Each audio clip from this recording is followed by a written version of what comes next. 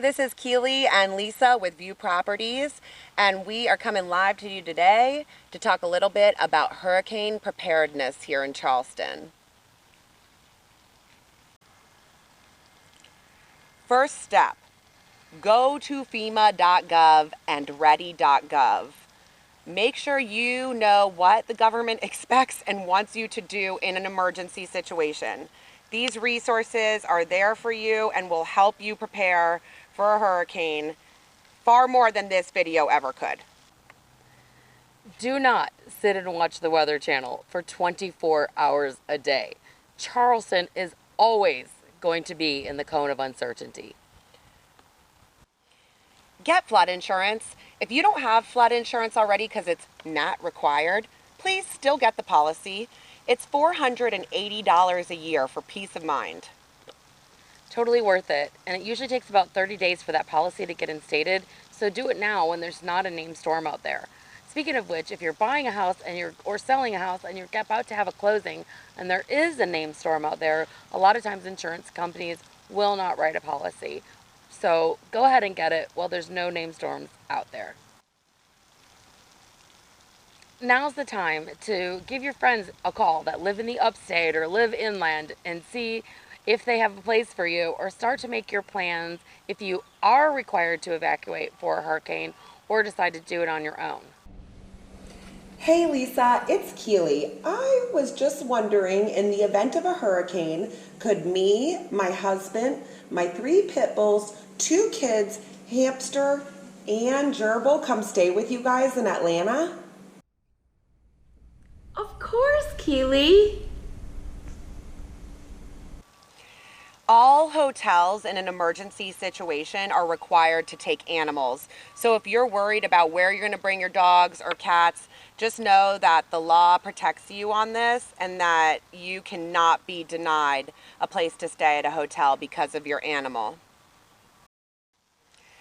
Prepare for approaching storms by making sure your gutters and your yard are ready for massive amounts of water.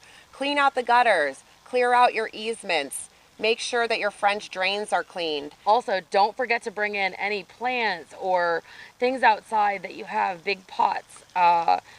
Bring your grills in. Anything that could be flying objects in a hurricane you want to take inside of the house so they don't become projectiles. Take a quick inventory of your personal belongings in your home.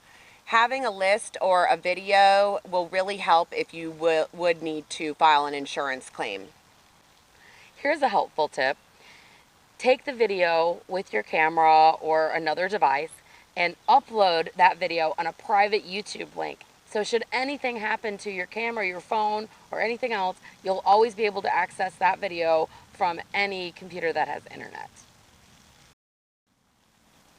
Gather up any important documents that you have, your passports, birth certificates, any types of information, medical information, if you have prescriptions, all of that stuff, and get it prepared in a plastic bin so that if you need to evacuate, you're ready to take it and just throw it in your car.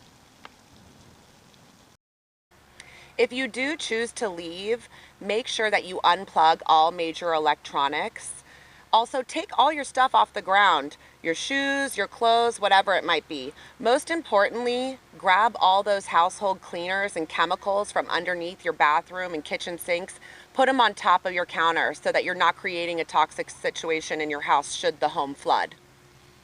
A great tip if you are leaving is, and you can do this right now, not before hurricane season starts, put a half-empty bottle of water into your refrigerator and let it freeze.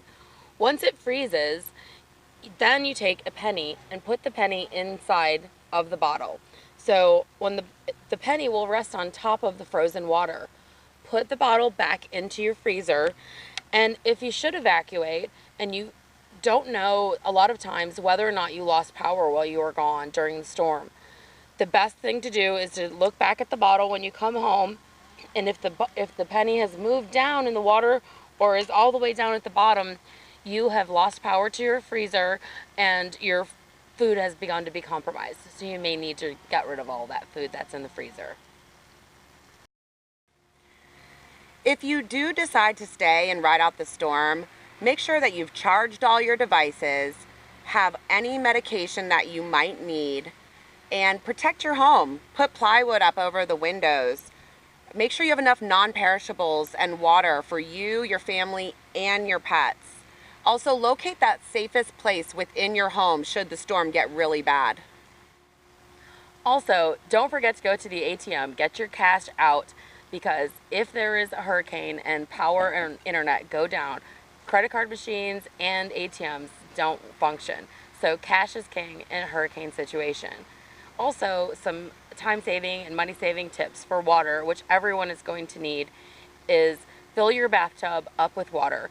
That water can be used for flushing toilets, washing dishes, and general cleaning.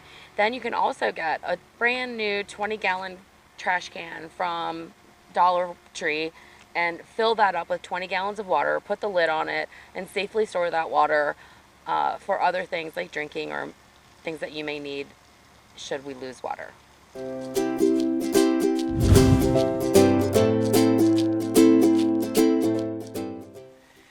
Hey guys, thanks so much for listening to some of our tips on hurricane preparedness. Thanks for tuning in, and we just wanted to finish up by saying, if it's a mandatory evacuation, go. Don't risk it. Just leave. Get you and your family and your pets out of Dodge. Go to Greenville, Charlotte, Atlanta, wherever. Go enjoy a couple days off. Because in the end, all that really matters is the safety of you and your family. Things can be replaced, but your loved ones cannot. Thanks, guys. Thanks.